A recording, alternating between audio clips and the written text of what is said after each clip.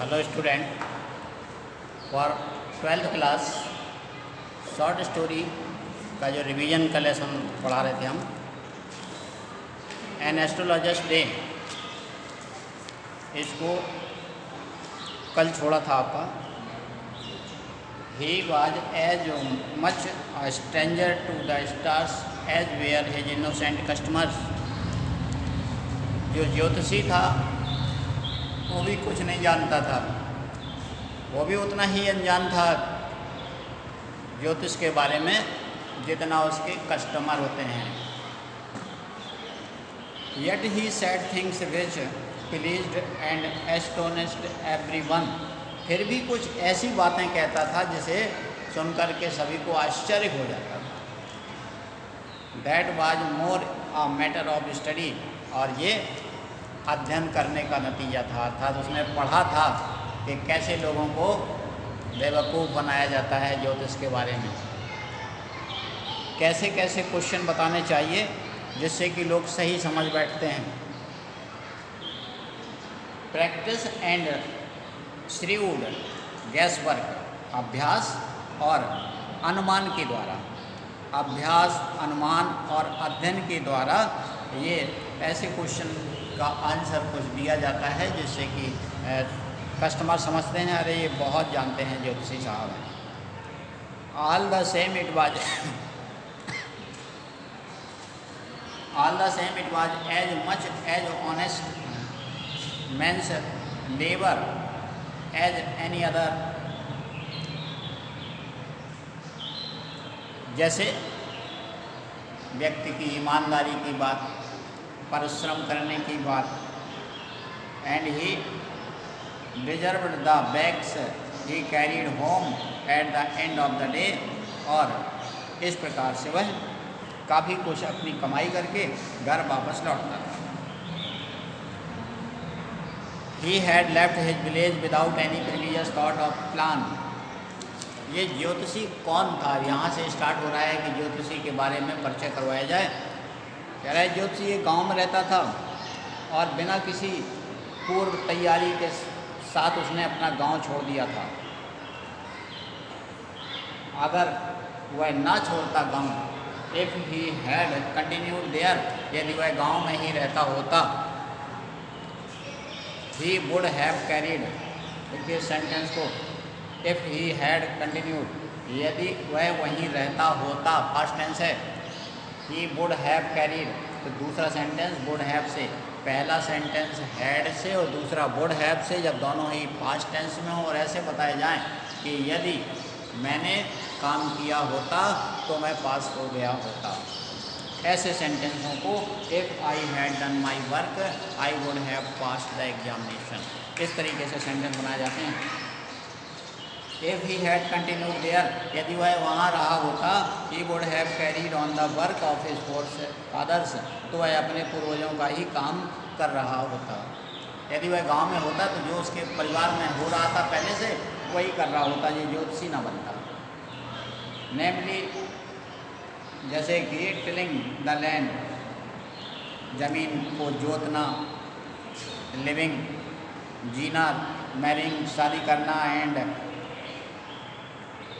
रिपेनिंग in his cornfield and ancestral home, अपने पूर्वजों के घर में रह कर के और वही अपनी खेती कर रहा होता। राइपनिंग हिज कॉर्नफील्ड का मतलब है अपने वो मकाई की खेती को कटाई आदि, अर्थात खेती कर रहा होता। But that was not to be done, लेकिन ऐसा नहीं हुआ। He had to leave home without telling anyone, किसी को बिना बताए उसे घर छोड़ना पड़ा। Had to leave, बिना किसी को बताए उसे घर छोड़ना पड़ा। And he could not rest, और वह नहीं रुका till he left it behind a couple of 100 miles, 200 मील, जब तक आगे न निकल आया तब तक रुका नहीं। यानी बिना बताए घर से निकल आया और 200 मील अर्थात कम से कम 300 किलोमीटर तक दम नहीं लिए इसमें जब तक पहुंच नहीं गया। क्यों, ऐसा क्यों था?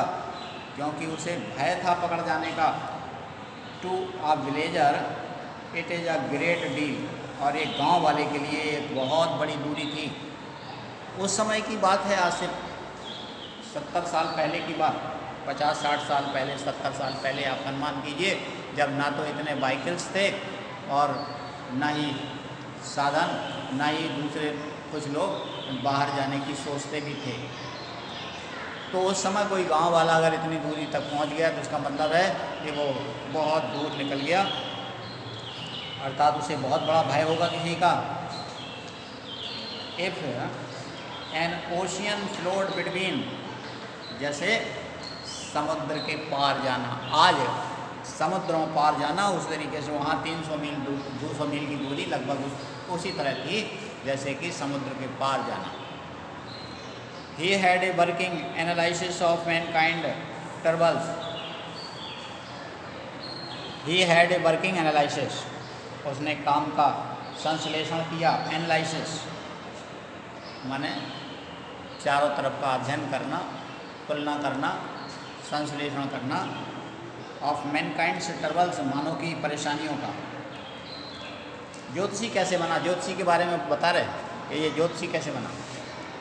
मनुष्य की परेशानियों के बारे में उसने क्या क्या हो सकती हैं। मनुष्य को परेशानी किस बात की होती है? सबसे पहले तो मैरिज, शादी की परेशानी, सबसे पहले शादी की परेशानी है। आप अधिकतर पूछिए बड़ों से, क्यों भाई क्या चिंता है? अरे क्या करें, बेटे की शादी नहीं हो रही। कहीं किसी को बेटी की शादी की चिंता, किसी को खुद की शादी की चिंता। तो पहली शादी कहने का मतलब ये है, जब उसे कस्टमर आते थे तो अधिकतर यही पूछते थे कि शादी के बारे में। तो उसने शादी के बारे में अध्ययन किया कि कैसे लोगों को जवाब देने हैं। मनी, दूसरा पैसा, पैसा जैसे वो कहाँ से पैसा आए, कमाया कैसे जाए। कुछ लोग कमाते भी हैं, रुकता नहीं है, तो इस तरीके के उसने अध्ययन किया। And the tangles of human ties, और मानव के रिश्ते, जैसे अधिकतर एक दूसरे से ईर्ष्या करना, धोखा देना, तो ये सब का अध्ययन किया। And long practice had sharpened his perception, और काफ़ी प्रैक्टिस करने के बाद इसमें वो निपुण हो गया, इन सारे उत्तर देनों में निपुण हो गया। मतलब ज्योतिषी ऐसे बना, एक गांव का व्यक्ति, एक उसने अध्ययन किया और लोगों को ज्योतिषी का ज्ञान देना शुरू कर दिया। विद इन 5 मिनट्स कैसे करता था आप देखिए, विद इन 5 मिनट्स, 5 मिनट के अंदर ही अंडरस्टूड, वह समझ लेता था व्हाट वाज रॉन्ग, क्या इसकी समस्या है। जो कोई आया ग्राहक, 5 मिनट तक कुछ नहीं बोला, 5 मिनट तक उसने अपनी खुद की बताई बात, क्या बात है, हाँ बताइए। जैसे आप डॉक्टर के पास जाएं, डॉक्टर पहले आपसे पूछता है क्या बात है, आप खुद ही बताएंगे, खांसी आ रही है, ये हो रही है, वो डॉक्टर कुछ नहीं बोलता है, बस आपने जो बताया उसी के अनुसार पर डॉक्टर को आता जाता कुछ नहीं है, केवल कुछ दवाइयों के नाम रखिए, हाँ ठीक है, अच्छा खांसी की दवा लिख दी आपने, बताया आपने, कह दिया बुखार भी होता है, एक बुखार की भी लिख दी उसने, दवाइयों के नाम पता है। इसी प्रकार ज्योतिषी ने भी समस्याओं के बारे में अध्ययन कर लिया था कि किसी की समस्या ये हो तो क्या उत्तर देना है, ये हो तो क्या उत्तर देना है, इस तरीके से उन्हें अध्ययन कर लिया था। और 5 मिनट तक वह पहले जो ग्राहक होता था वही बोलता था, और उसके बाद वह अनुमान लगा लेता था कि इसकी समस्या क्या है। ही चार्ज 3 पैस पर क्वेश्चन, और एक क्वेश्चन के 3 पैसे वो चार्ज करता था, यानी लेता था। Never open his mouth till the other had spoken for at least 10 minute, और 10 मिनट तक कम से कम उसी को बोलने का मौका देता था, उसके पहले बोलते ही नहीं था। अब 10 मिनट तक तुम जो बोलोगे तो अपनी सारी समस्याएं खुद ही बता दोगे।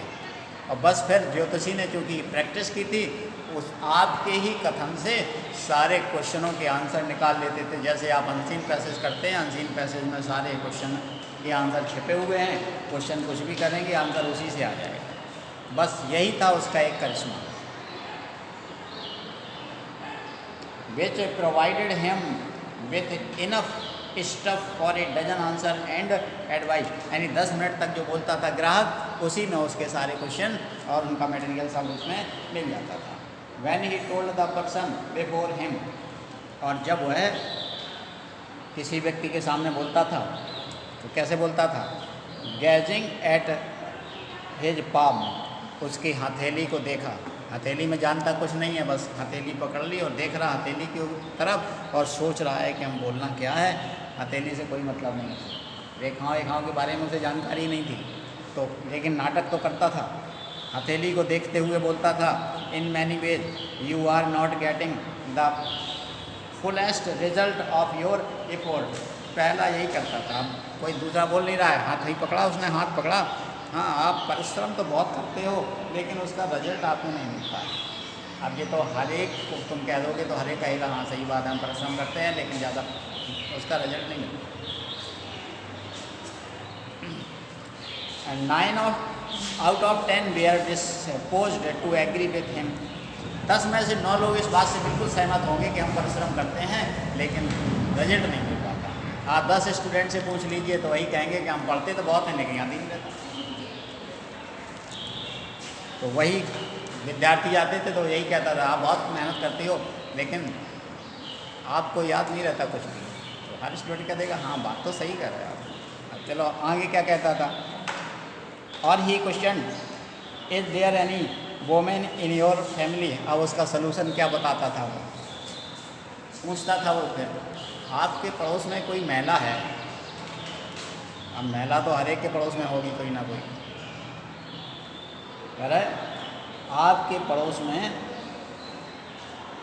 वोमेन है कोई, may be even a distance relative. आपने कहा, अगर आपने कह दिया कि कोई पास में तो नहीं है, अरे कोई रिश्तेदारी हो सकती है, तो उन्होंने कहा हाँ रिश्तेदारी की तो है। अब यहाँ जुमा पे बटोरने आ गई। Who is not well disposed towards you, जो आपके प्रति अच्छे विचार नहीं रखती है, यानी आपसे ईर्ष्या रखते हैं। तो बिल्कुल 10 में से 9 व्यक्ति इस बात से भी सहमत हो जाएंगे कि हाँ हमारी पड़ोसन हमसे बहुत जरूरी है। और he gave an analysis of character. कभी कभी वो ये भी कह देता था ये ऐसी महिला है, उससे बच के रहना, उसका करेक्टर ठीक नहीं है। Most of your troubles are due to your nature. और फिर वो बताता था आपका स्वभाव ऐसा आप इतने सीधे साधे हो, इसीलिए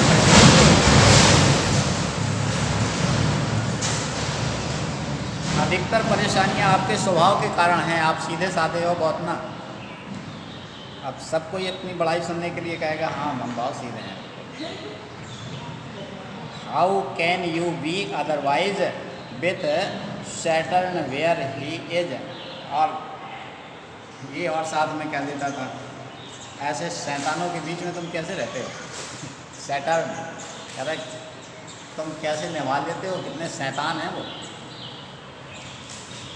यू हैव एन इम्पेशियस नेचर, आपका बहुत सहनशील स्वभाव है, आप बहुत सहन करते हो। Impetuous nature.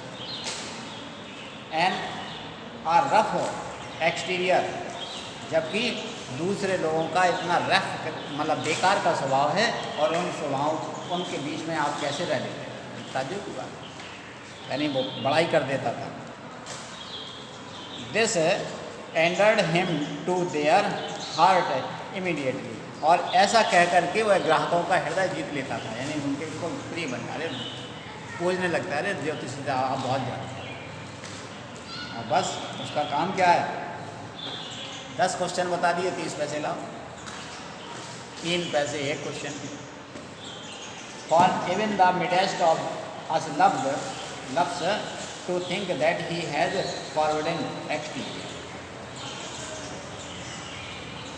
और कभी कभी बीच में ऐसा भी कह देता था वो अपना उनसे प्यार पाने के लिए कि आप बच गए, वो आप लोगों को तो बहुत नुकसान पहुंचाना चाह रहे थे लेकिन आप बच गए। कभी कभी ऐसा भी कह देता था आप उनसे चंगुल से बच गए, वो तो तुम्हें मारना ही चाहते थे। The nut vendor blew out his flare. आपको पता है कि ये ज्योतिषी के पास अपनी रोशनी नहीं थी, वह मूंगफली वाले या फिर दूसरी पास की दुकान की रोशनी में काम करता था। और इसी बीच क्या हुआ, nut vendor blew out his flare, उस मूंगफली वाले ने अपनी मसाल बुझा दी। And rose to go home, क्योंकि उसका घर जाने का समय हो गया, वह घर चलने के लिए तैयार हो गया, उसने अपनी मसाल बुझा दी।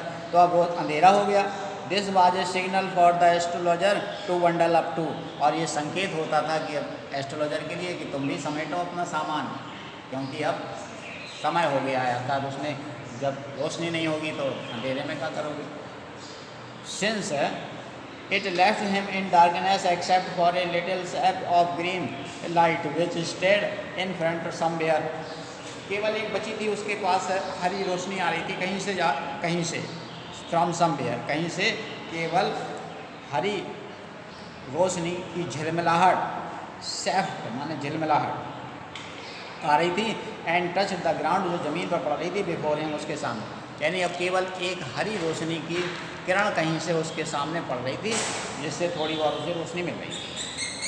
ही picked up his cowrie shell and paraphernalia, उसने अपनी कौड़ी समेटी, सेल समेटे, पैराफेनेलिया जो कलमें थी, and was putting them back into his bag, अपने बैग में वापस रखा। When the green sept of light was blotted out, और उसी समय वो जो हरी लाइट आ रही थी वो भी ब्लॉटेड आउट, इधर उधर हो गई, बुझी नहीं। बस यहीं तक आप लोग कर लीजिए और इसके बाद फिर कल पढ़ेंगे।